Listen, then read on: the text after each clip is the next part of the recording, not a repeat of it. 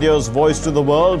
Namaskar, I'm Mark Lynn, and happy Women's Day to all of you. Coming up in the next hour,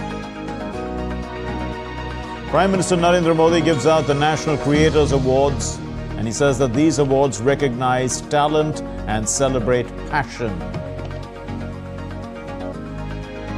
The External Affairs Minister Jai Shankar in Tokyo says that India and Japan are convergent on the big picture and on key concerns. He says that within the India-Japan relationship lie many solutions for the world. The US President Joe Biden vows support for Ukraine and Israel in the State of the Union address, mentions his predecessor several times during his address, and Trump responds, calling it the worst State of the Union speech ever made. Gunmen in Nigeria kidnapped more than 200 school pupils. The incident takes place after morning assembly at a local government education authority school in Kuriga town. And it's International Women's Day to imagine and build a world which is gender equal, free from bias, stereotypes, and discrimination.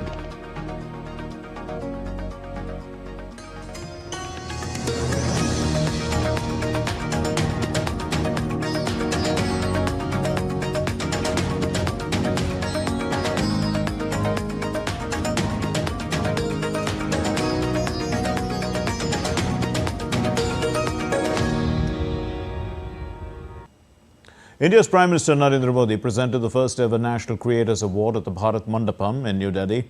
These awards were presented for multiple categories. These include the Best Creator for Social Change Award, the Favorite Green Champion Award, the Disruptor of the Year Award, the Best Creator in the Tech Category Award, the Best Storyteller Award. And during his address, the Prime Minister said that the National Creators Award, it recognizes the talent of our creators community, and it celebrates their passion to use their creativity for driving a positive change. ईश्वर कृपा है, मैं समय से पहले समय को भांप सकता हूं और इसलिए ये पहला ऐसा अवार्ड है जो शायद आने वाले दिनों में बहुत प्रमुख स्थान लेने वाला है। ये इस नए युग को एनर्जाइज कर रहे आप सब युवाओं को सम्मान देना, क्रिएटिविटी को सम्मान देना और समाज की रोजमर्रा की जिंदगी के प्रति जो संवेदनशीलता है उसको सम्मान करने का अवसर है। And DD India correspondent Dibyendu Mandal was at that distribution ceremony, at the award ceremony, and he joins us now with more on this program. Dibyendu, tell us, about some of the awardees and about their creativity. Well, Mark, this is one of the first such kind of an award that was organized at the Bharat Mandapam in New Delhi by the Government of India.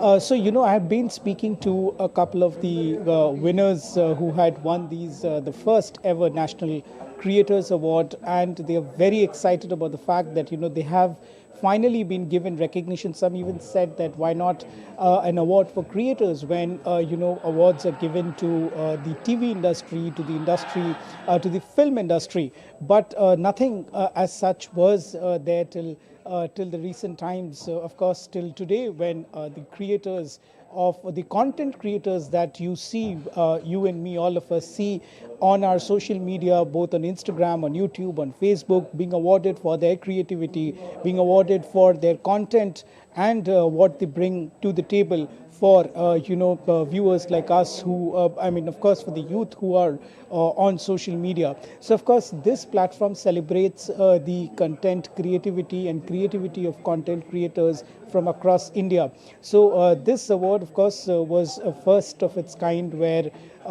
people from across India, content creators on social media, both big and small, were celebrated, were presented awards by the Prime Minister of India. And also we have seen at the ceremony how the Prime Minister was interacting with them. The Prime Minister spoke about vibe check, which is a very Gen Z term. So the crowd was enthused by the Prime Minister's Gen Z talks with all these young content creators, and how the Prime Minister is up to date with a lot of content that these content creators have been creating for the people across India, and not just India but across the world.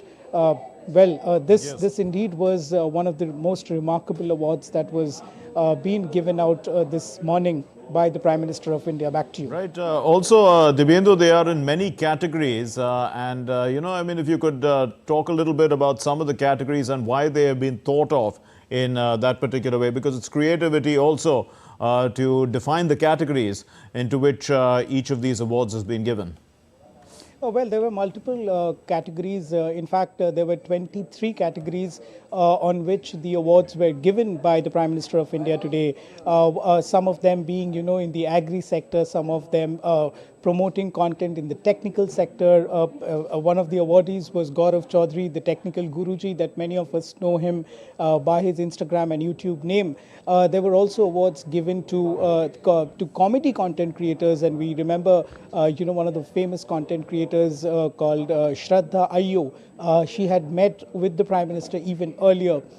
And today her conversation with the Prime Minister was also equally interesting when the Prime Minister was speaking to her while she was receiving the award. There were other content segments that were being awarded, one being the most creative content creator, both male and female. There were also segments such as agri content creator that teaches youths about different methods of agriculture. There were also a segment that celebrated content creators in the traditional art form of India, and awards were also given in this segment. Travel segment was also one of the key segment which also received a very famously known Facebook and YouTube and Instagram page called Curly Tales. Kamya Jani was also awarded in this segment. The podcast segment, Ranbir Alabadi, who's known by his screen name called Beer Biceps, was also awarded, and he had a funny conversation with the Prime Minister. So of course, there have been multiple segments in 23 categories in total where awards were given to these content creators from across the country. We leave it there. Thank you very much, Dibyendu Mandal, for those inputs. Now, India's Prime Minister Narendra Modi will be visiting Assam's Kaziranga, and let's first let you know what makes Kaziranga a unique national park and tiger reserve. Tapas Bhattacharya reports.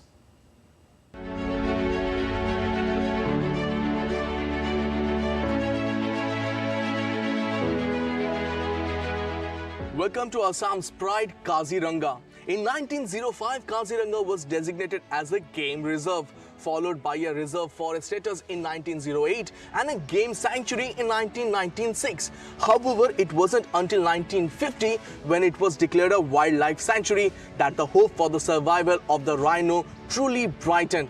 Subsequently, in 1974, it was upgraded to a national park spanning 429 square kilometers. Kaziranga attained the status of a tiger reserve in 2007, over 2 decades after it was recognized as a World Heritage Site by UNESCO in 1985. Today, the Kaziranga Tiger Reserve spans 1,302 square kilometers, encompassing the central Assam districts of Golaghat, Nagaon, Sonipur and Viswanath. The name Kaziranga is believed to be originated from the language of Karbis, one of the oldest hill tribe in the region. Now, Kaziranga National Park is renowned for its diverse wildlife, often referred to it as a Big Five of Kaziranga. These includes the Indian elephant, rhinoceros, Royal Bengal tiger, Asiatic water buffalo and the eastern swamp deer. Each of these species played a crucial role in the ecosystem, and spotting them in their natural habitat is a thrilling experience for the visitors. The grace of the rhinoceros or the power of the Royal Bengal tiger, Kaziranga National Park promises an unforgettable journey into the heart of nature's wonder. With camera person Rahul Chopra, this is Tapas Bhattacharya for GD India from Kaziranga in Assam.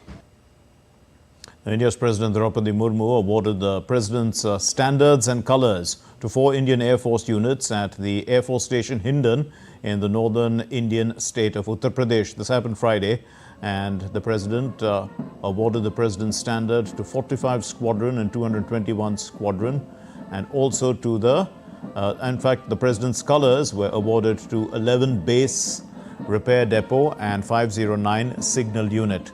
Group Captain M. Surendran, Commanding Officer of 45 Squadron, and Group Captain Shubhankan, who is the Commanding Officer of the 221 Squadron, received the President's standard. Air Commodore Ashutosh Vaidya, the Air Officer Commanding of the 11 Base Repair Depot, and Group Captain Vivek Sharma, Commanding Officer 509 Signal Unit, received the President's colours.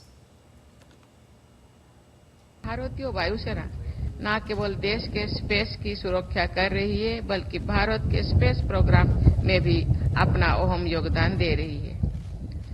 वायुसेना के सभी अधिकारियों और जवानों के लिए ये बहुत ही गौरव की बात है कि जिन 4 एस्ट्रोनॉट का इसरो के गगनयान मिशन के लिए चयन किया गया है।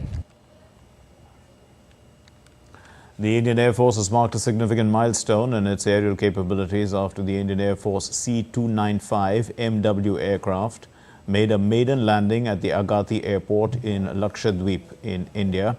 The aircraft made a landing at the remote location after taking off from the hinterlands. The Indian Air Force C-295 is a military transport aircraft and has the capacity of 10 tons and can speed up to a maximum speed of 480 kilometers per hour. The U.S. Coast Guard ship Berthoff arrived at Port Blair on Thursday for joint exercises Sea Defenders 2024 with the Indian Coast Guard.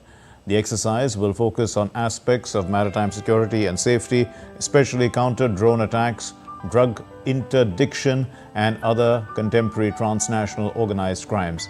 It is scheduled to take place on the 9th and the 10th of March 2024.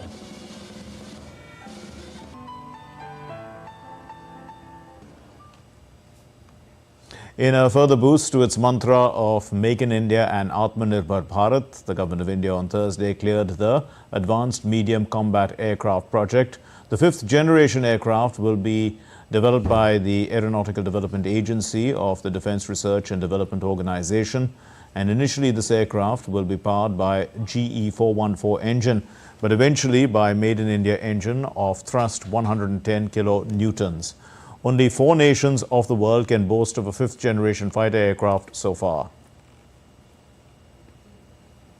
The 5th edition of the Naval Commanders Conference of 2024 has concluded. The historic inaugural session of this 3-day conference had the Indian Defence Minister as well as the Indian Naval Chief embarking at sea, in fact, to witness both aircraft carriers, demonstrating the Indian Navy's ability to conduct twin carrier operations. The conference, an annual event of paramount importance, serves as a platform for the naval commanders to deliberate on strategic, operational and administrative matters concerning maritime security. Held against the backdrop of the evolving geopolitical dynamics, regional challenges and the current volatile maritime security situation in the region. Now, DD India correspondent Akshay Dongre gets us this special report from INS aircraft carrier INS Vikramaditya.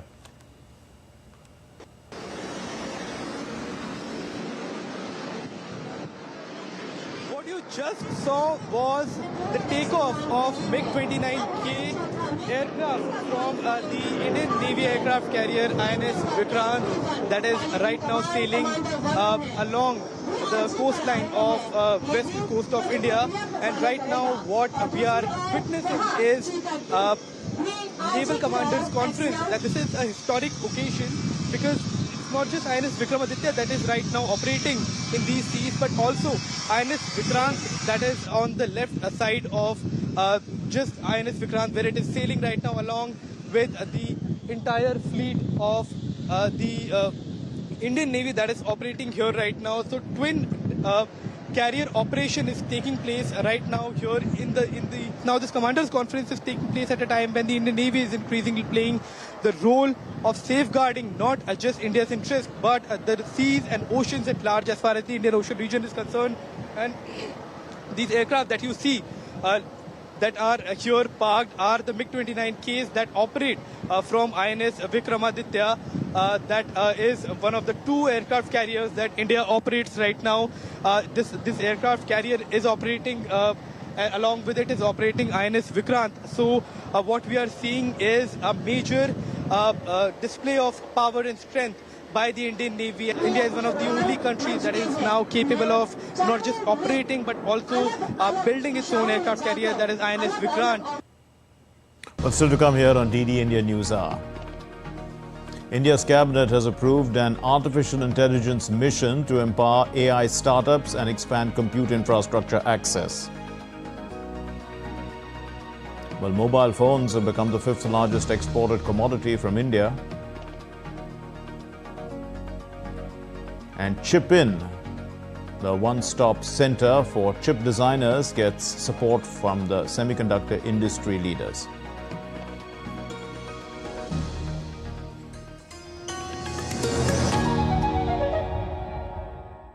In a world that never stops, where information shapes our reality, one app stands out, helps you stay ahead of time. Introducing the DD India app, your gateway to a world of news right at your fingertips. Your most trusted source of news goes global, goes digital. Explore a world of options, top stories, live updates, in-depth analysis, and more. Stay informed wherever you are. Real-time alerts keep you ahead of the curve always. The DD India app, connecting you to the world, one story at a time. Download now and explore the world of knowledge, insights, and authentic information. Voice of a rising aspirational world. Stories of challenges, struggles, and accomplishment. A world battling conflict, hunger, and poverty. Embracing growth, development, science, and technology. A voice of progress, a voice of unity. Watch Voice of the Global South with me, Akshay Dongre, only on DD India.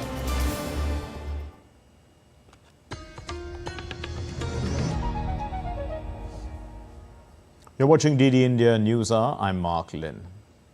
India's External Affairs Minister Jaishankar addressed the Nikkei Forum on the India-Japan partnership. He did so on Friday, in which he asserted that both the countries are convergent on the big picture and key concerns, with the improved inclination and ability to respond to a more coordinated manner. The minister also said that the partnership has identified more avenues for increased cooperation as well, and he added that the ties will draw strength from both countries' larger activities together, especially Quad. Now, as the world and the Indo-Pacific and the two countries evolve, the minister said that the India-Japan relationship, within it lie many solutions for nationally as well as regionally to solve world problems. India-Japan ties will both draw strength from our larger activities together, especially from the Quad, but as well contribute to its effectiveness and to its breadth.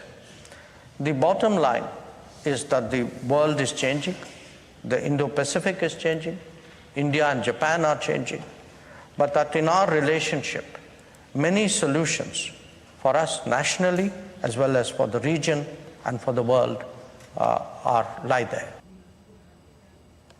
Afghanistan called their relations with India historic and expressed their gratitude towards New Delhi for providing humanitarian assistance in time of need. The comments came after an Indian delegation led by the Ministry of External Affairs' Joint Secretary J.P. Singh called on the Taliban Foreign Minister Amir Khan Motaki. This happened in Afghanistan's capital Kabul on Thursday.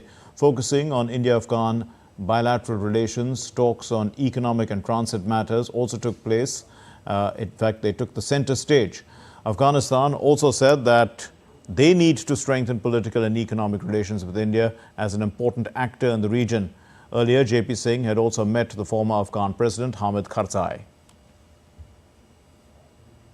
Indian electronics manufacturing industry has met the targets that it set a decade ago and has become the second largest manufacturer of mobile phones in the world.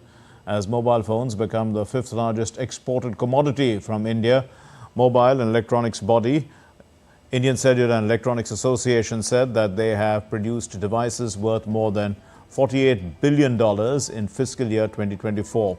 The ICEA also said that in the current fiscal, 30% of the production is meant for exports. And the ICEA also claimed that growth in electronics manufacturing led by mobile phone production, will play a critical role in doubling India's GDP by 2030. Now, with India becoming a semiconductors manufacturing hub for the world, the country will soon design chips and IPs for all industries. India's Minister of State for Electronics and IT, Rajiv Chandrasekhar, praised the semiconductor industry of India, and he said that digitization is increasing exponentially in the nation. The minister also highlighted that this is a huge opportunity for current and budding entrepreneurs to be at the starting line for designing and reimagining the systems, devices and products of tomorrow. Digitization and the intensity of technology in our lives, in the enterprises, in governments around the world is only increasing at an unprecedented rate. It used to be a linear curve. It is now more than an exponential curve in terms of how technology is embedding itself and technology is accelerating. Digitization is accelerating. Even segments which were counterintuitive to embracing technology, government governance, public services, water supply, subsidy delivery, things that were absolutely outside the ambit of what you thought would be impacted by technology are today embracing technology and growing faster and further. Suda Murty, an Indian educator, author and the former chairperson of the Infosys Foundation, has been nominated to the Rajya Sabha, that's the upper house of the Indian Parliament. Extending greetings, the Prime Minister Narendra Modi, said that Sudha ji's contributions to diverse fields, including social work, philanthropy and education, have been immense and inspiring. In a social media post, he said, and I quote, "Her presence in the Rajya Sabha is a powerful testament to our Nari Shakti, exemplifying the strength and potential of women in shaping our nation's destiny, wishing her a fruitful parliamentary tenure." Murty was awarded the Padma Shri, the fourth highest civilian award in India for social work by the Government of India in 2006. In Thailand, a large number of devotees on Thursday visited the Hokum Luang. This is to pay respects to the sacred relics of Lord Buddha and his disciples which have come from India. Now, today is the last day of the exposition in Chiang Mai before these holy relics travel to Ubon Ratchathani, which is in the northern Thailand, or the northwestern or northeastern Thailand actually, on March 10 for the next 4 days, and then the beach town of Krabi in the southern Thailand. This is happening March 15, concluding a historic and spiritually enriching exposition in the Southeast Asian country. This sacred journey will culminate on March 19 with the relics being escorted back to their respective homes in India. In a big artificial intelligence push, the Indian government has approved over 10,000 crore rupees, that's about 10,000 crore rupees, about 100 billion rupees in the country, which will work out to about $1.5 billion. Now, this marks a significant step towards bolstering India's AI ecosystem.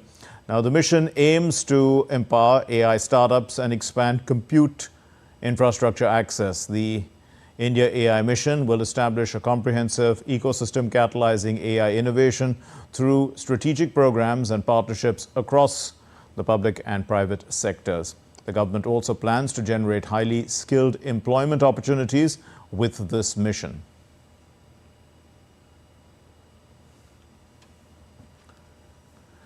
In December 2023, the eyes of the world turned to New Delhi as India took center stage, hosting the Global Partnership on Artificial Intelligence at the prestigious Bharat Mandapam. Against this backdrop, Prime Minister Narendra Modi delivered a resounding message underscoring the transformative power of artificial intelligence, asserting its pivotal role as the primary catalyst in shaping the future. AI के साथ हम एक नए युग में प्रवेश कर रहे हैं। आर्टिफिशियल इंटेलिजेंस का विस्तार टेक्नोलॉजी के टूल से भी कहीं ज्यादा है।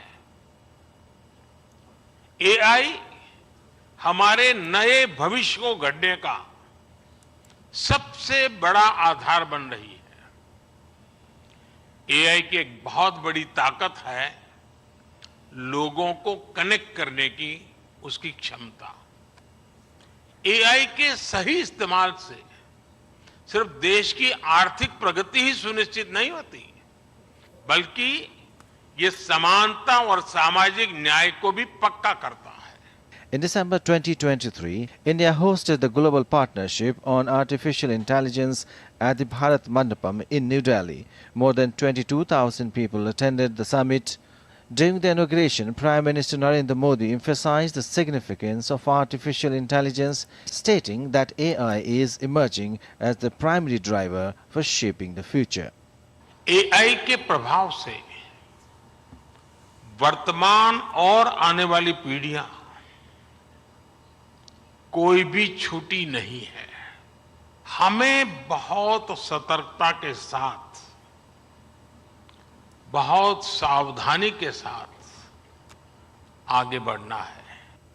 The India AI program will catalyze India's AI ecosystem and position it as a force shaping the future for AI for India and for the world. The overarching aim of this financial outlay is to ensure a structured implementation of the India AI mission through a public-private partnership model aimed at nurturing India's AI innovation ecosystem. Syed Absarul Hassan reporting for DD India. And in the second half of News Hour, we'll be discussing this subject with an expert. But for the moment, let's get you some other stories making the news. India's Defence Research and Development Organization successfully conducted a maiden surface run of the high-endurance autonomous underwater vehicle. The trial met all mission parameters and was carried out at the Cochin shipyard of the International Ship Repair Facility jetty in the southern Indian city of Kochi.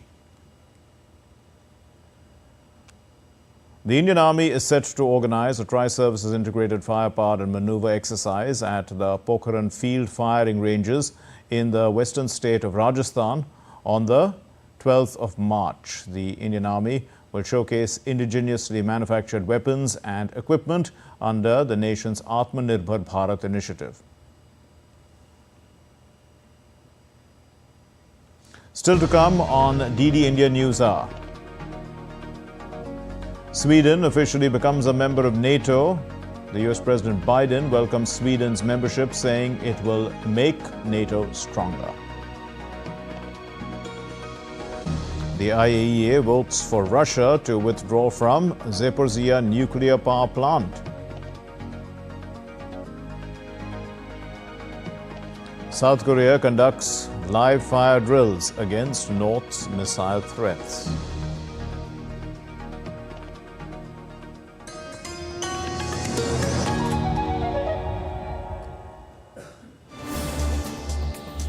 Voice of a rising aspirational world. Stories of challenges, struggles and accomplishment. A world battling conflict, hunger and poverty. Embracing growth, development, science and technology. A voice of progress, a voice of unity. Watch Voice of the Global South with me, Akshay Dongre, only on DD India.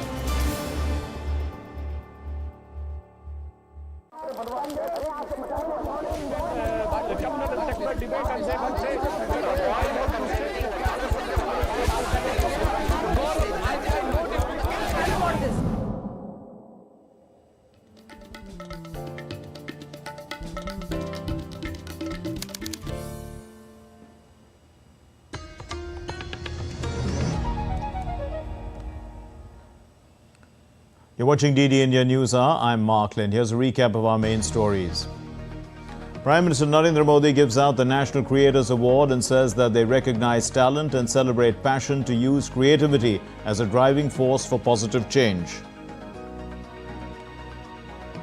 External Affairs Minister Jai Shankar in Tokyo says that India and Japan are convergent on the big picture and the key concerns. He says within the India-Japan relationship lie many solutions for the world. US President Biden vows support for Ukraine and Israel in State of the Union address. Mentions his predecessor several times during his address. Trump responds, calling it the worst State of the Union speech ever made. Gunmen in Nigeria kidnap more than 200 school pupils. The incident takes place after the morning assembly at a local government education authority school in Kuriga town. It's International Women's Day, and it's a day to imagine and build a gender-equal world, free of bias, stereotypes, and discrimination.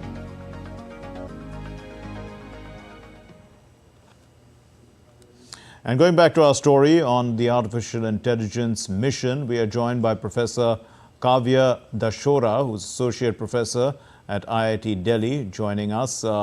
Professor Kavya, we're talking about the artificial intelligence mission. So what is the best way to, one of the goals is to build compute capacity. So, what is the best way to do that?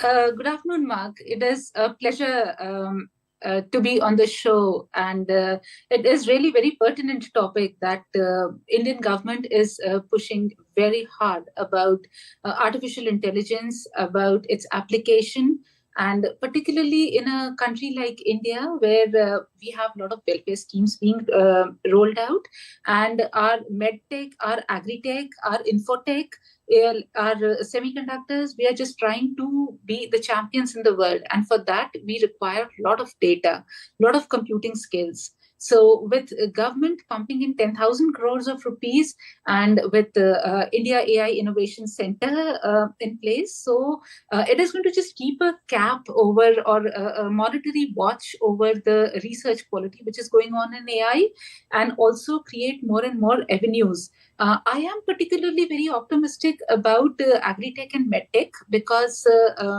when we want to simulate something, and if we have good knowledge of AI, it not only reduces the time, but it also gives us the best solution, which out of several literature review and out of several practical experiments, it is very difficult to come to a solution in a very short time.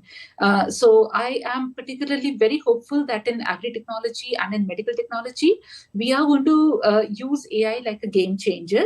And since we have a very clear plan of leading the world in these technologies, so I'm very sure this particular move of sanctioning such a big amount of 10,000 crores of rupees for making centers, dedicated centers for artificial intelligence research is a giant leap forward.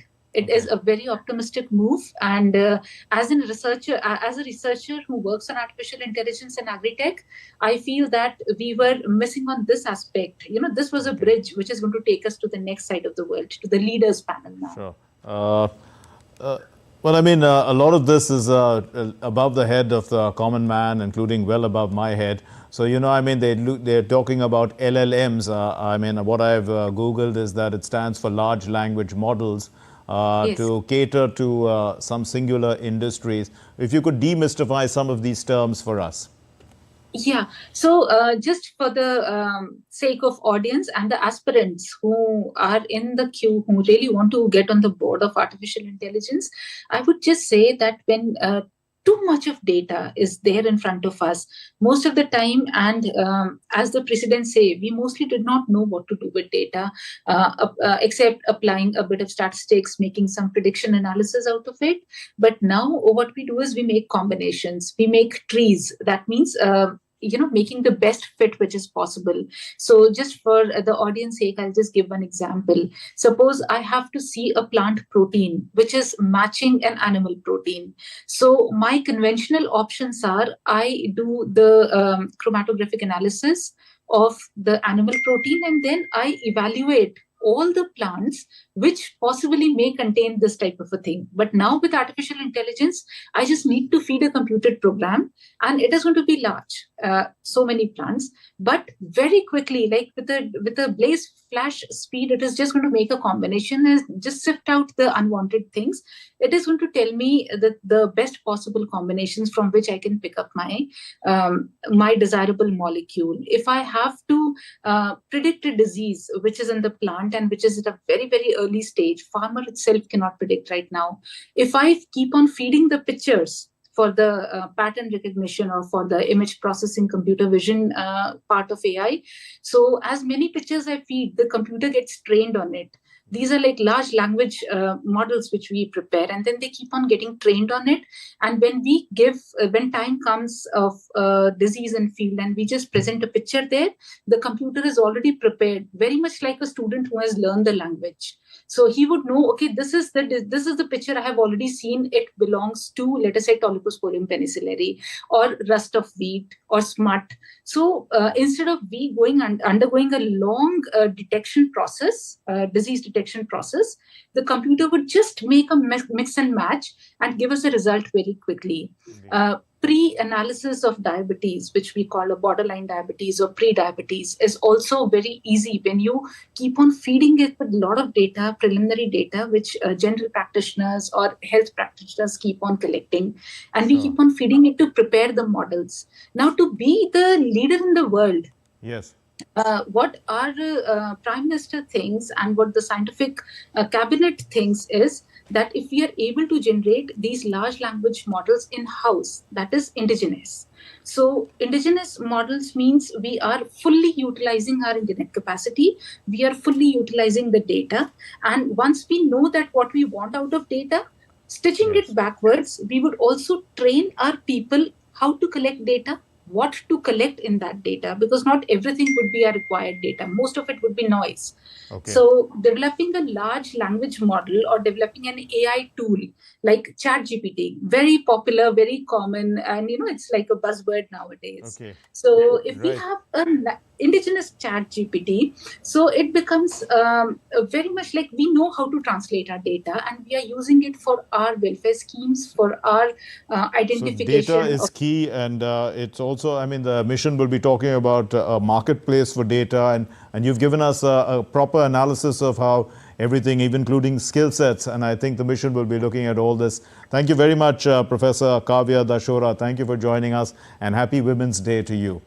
Oh, thank you so much, and it was a pleasure being with you. Thank you so much. Happy Women's Day. The US President Joe Biden on Thursday laid out his case for re-election in a fiery State of the Union speech. He accused Donald Trump of threatening democracy, kowtowing with the Russians, and also torpedoing, yes, a bill that is going to tackle US immigration woes. So this address, in fact, it seemed to have a target in mind, and the target looked like his predecessor and the presumptive presidential opponent, Donald Trump. Let's take a look at the details of the 68-minute address to the US Congress. Tonight, we can proudly say Biden began the State of the Union address by saying that his purpose is to wake up the Congress and alert the American people that this is an ordinary moment.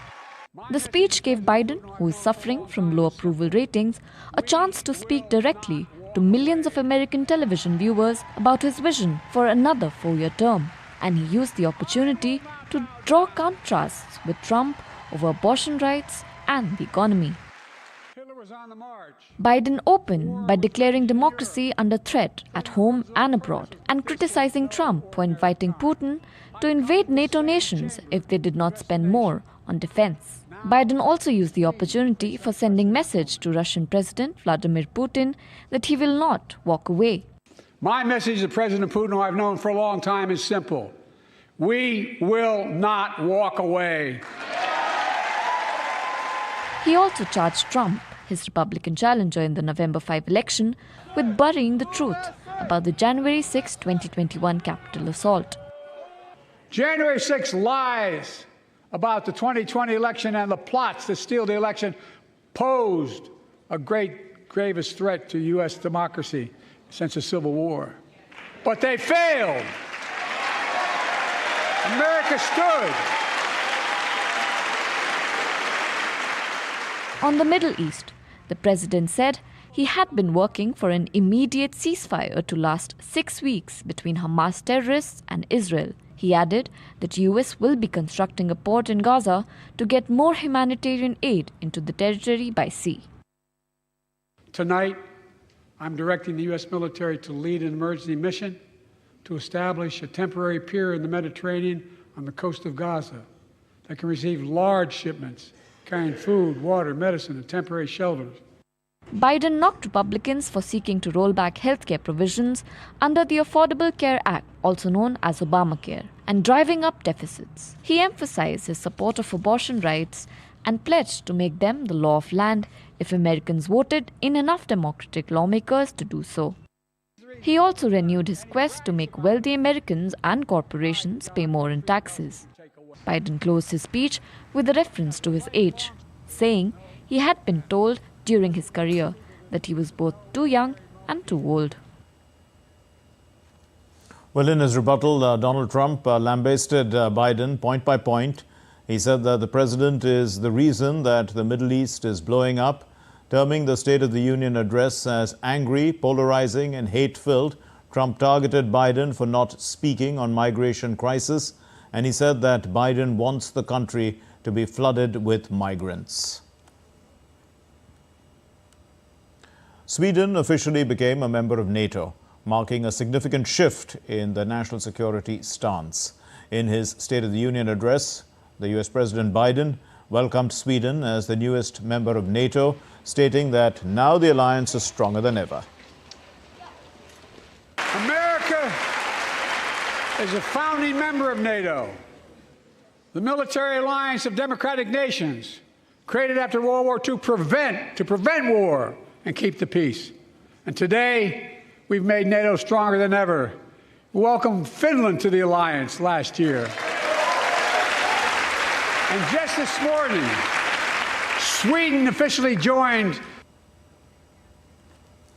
The UN nuclear watchdog has asked Russia to withdraw from Ukraine's Zaporizhzhia nuclear power plant, and it was the board's fourth resolution condemning Russia's actions against Ukrainian nuclear facilities. The board called for the urgent withdrawal of all unauthorized military and other unauthorized personnel from Ukraine's ZNPP, and also for the plant to be immediately returned to the full control of the competent Ukrainian authorities. All 6 of its reactors are shut down, but it still needs constant power to keep fuel in those reactors cool and to prevent any potentially catastrophic meltdown. The IAEA, which has a small number of staff at Zaporizhzhia, says that the safety there remains precarious. Now, terror has struck northeast Nigeria after gunmen kidnapped dozens of school students in the northern part of the country on Thursday. Parents said that on arrival at the school, the gunmen started shooting sporadically before abducting dozens of pupils and disappearing into the bush. This was the biggest abduction targeting school children since 2021.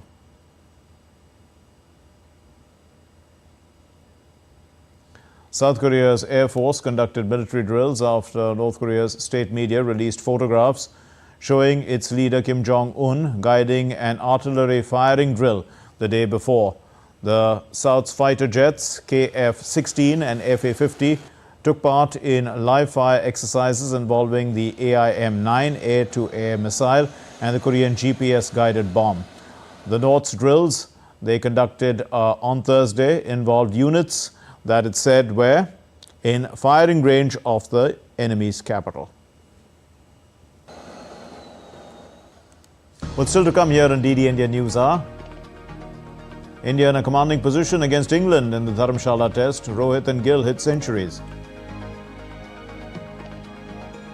Simona Halep to make her first competitive appearance this month after her doping ban was reduced. The festival of Mahashivaratri, devoted to honoring Lord Shiva, is being celebrated today.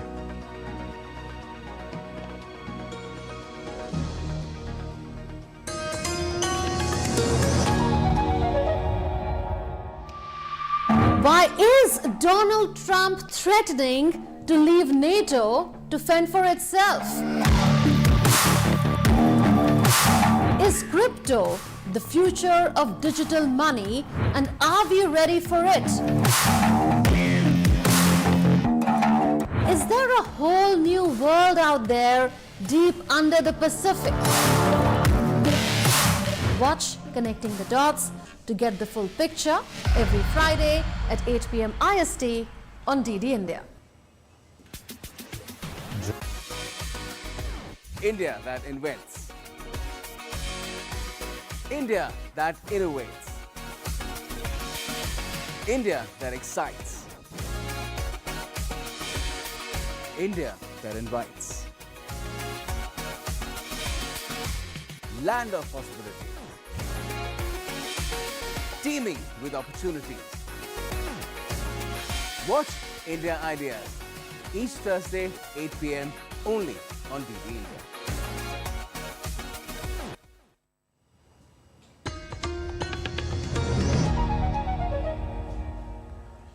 You're watching DD India News Hour. I'm Mark Lynn, and now let's get you all the sports news. And for that, we have Abhishek Mahajan. Over to you, Abhishek. Thank you, Mark. We'll start with the fifth test match between India and England that is going on at Dharamshala. Rohit Sharma and Shubman Gill started the proceedings on day 2 in a dominating fashion, with both the batters hitting hundreds.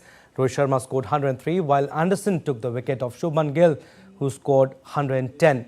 Sarfaraz Khan too scored a 50 and got out on 56. India were 390 for 4 as we speak. Earlier, a brilliant display of spin bowling from Kuldeep Yadav and R. Ashwin on day 1 saw England suffering another mid-innings collapse, who went to get bowled out for just 218 runs. At one stage, they were cruising at 137 for 2, but lost the next 8 wickets for just 81 runs. Kuldeep Yadav combined alongside the 100-test feature Ravichandran Ashwin to split 9 wickets between each other, with the left-arm wrist spinner bagging his first fifer of the series. India lead England by 172 runs, with Devdutt Padikkal and Ravindra Jadeja at the crease. And talking about Australia versus New Zealand test at Christchurch, Josh Hazlewood took a 5-wicket haul to skittle New Zealand for 162 as Australia held the whip hand at the end of day 1 of this second test match. Australia were 124 for 4 at stumps, with Marnus Labuschagne 45 not out and night watchman Nathan Lyon on 1, having whittled New Zealand's lead to 38 runs.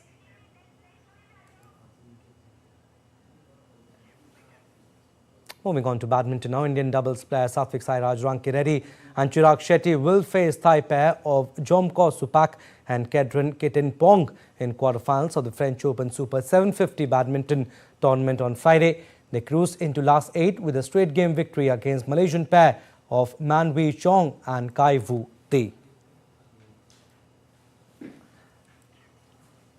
Tennis now, Simona Halep will make her first competitive appearance since winning an appeal over a doping suspension, as she accepted a wildcard entry into this month's Miami Open. The 32-year-old Halep, a former Wimbledon and French Open champion, had her 4-year doping ban cut to 9 months by the top court for global sport this week, making her eligible to return to the competition immediately. Halep was suspended in October 2022 during US Open after she tested positive for a banned drug. Miami Open runs from March 17th to 31st. And two-time Olympic medalist PV Sindhu advanced to the women's singles quarterfinals of French Open Badminton Championship on Thursday, beating USA's Beibin Zhang 13-21, 21-10, 21-14 in the second round. For the second match in a row, the 28-year-old made an astounding comeback in the game, securing victory in the second round of the BWF Super 750 event. Sindhu, playing her first BWF Tour event since returning from a knee injury, will take on second seed Chen Yufei of China in the women's quarterfinals. All right, that's all we have in sports stories. Back to you, Mark. Thanks a lot, Abhishek, and good to see that Rohit Sharma has hit a century. Yeah. Well, the festival of Mahashivratri, devoted to honouring Lord Shiva, is being celebrated with much fervour and magnificence And on the occasion, celestial celebrations unfolded at the holy shrines of Mahakaleshwar, Ujjain, nestled in the banks of the Shipra river in Madhya Pradesh. The Mahakaleshwar temple is renowned for its unique lingam that manifests the natural phenomenon of a lingam appearing upside down. Mahashivratri is celebrated as a day when goddess Parvati married Shiva.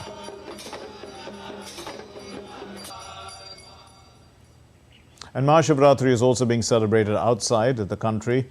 In Nepal, thousands of saints, Nagas and monks from different sects offered prayers at the Pashupatinath temple in Kathmandu. Pashupatinath is a World Heritage Center and is also considered a very powerful site for tantric practice. The entire Pashupatinath temple is decorated with flowers, garlands as well as lights for Mahashivratri. And in Sri Lanka, temples are also beautifully decorated and special arrangements were made to perform Shivratri Puja. Sri Lanka has a strong Shiva tradition and boasts of ancient Pancha Ishwaram temples, which are integral to the cultural soul of Sri Lankan Hindus. New York's Times Square also celebrated Mahashivratri with pomp and gaiety.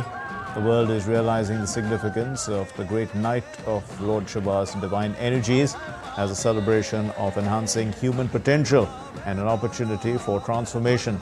The great night of Lord Shiva provides a sacred space for individuals to reflect on their inner selves and seek spiritual evolution.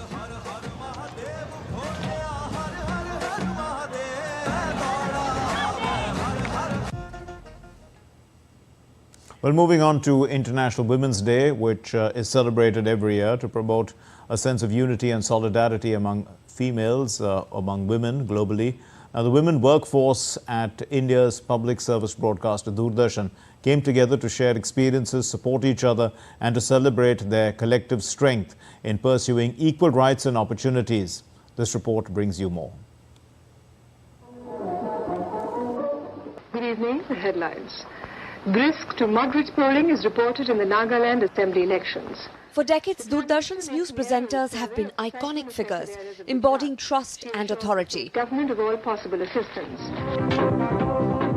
Their reassuring presence during challenging periods in India's history cultivated a sense of trust and reliability among viewers. This is Doordarshan News. Good evening and welcome. In the headlines, Finance Minister says austerity package will not go against the interests of the working class. From a single news source in the 1980s, Doordarshan now boasts multiple channels catering to diverse regional and thematic audiences. To increase gender diversity in newsrooms, it implemented various initiatives, actively recruited and trained more women journalists, resulting in higher representation of women, not just in news reporting and anchoring roles. Thank you very much, Ollie Barrett, joining us all from Westminster, London. You're watching DD India Global. But also engineers behind the scenes, tasked with the most complex functions. News changes every second, every moment. You have to handle with you have to coordinate with the producers, with the editors and everybody. Sometimes as it's a male-dominated society, you have to face them. Sometimes you rebel and sometimes you don't. From an alert technical director and a cohesive output editor, to the panel producers responsible for the functioning landscape in the broadcast system, all the roles are donned by women. Has been the performance of India's youth brigade. Introduction of policies like flexible scheduling and maternity leave benefits have strengthened work-life balance for women employees, contributing to a more inclusive and comprehensive news coverage. As trust in news remains a multifaceted concept, initiatives like training programs for women journalists and encouraging applications from diverse backgrounds help address the gender gap, and this will continue to be the priority. Bureau Report, DD India. Well, that's all we have in this edition of News Hour, but let's know your thoughts on the news of the day. You can connect with us on Facebook, X, formerly known as Twitter, and Instagram. We'll be back with more news as it breaks here on DD India. I'm Mark Lynn, and with me is Abhishek Mahajan. And from all of us here in Delhi, thanks very much for watching DD India News Hour. Namaskar.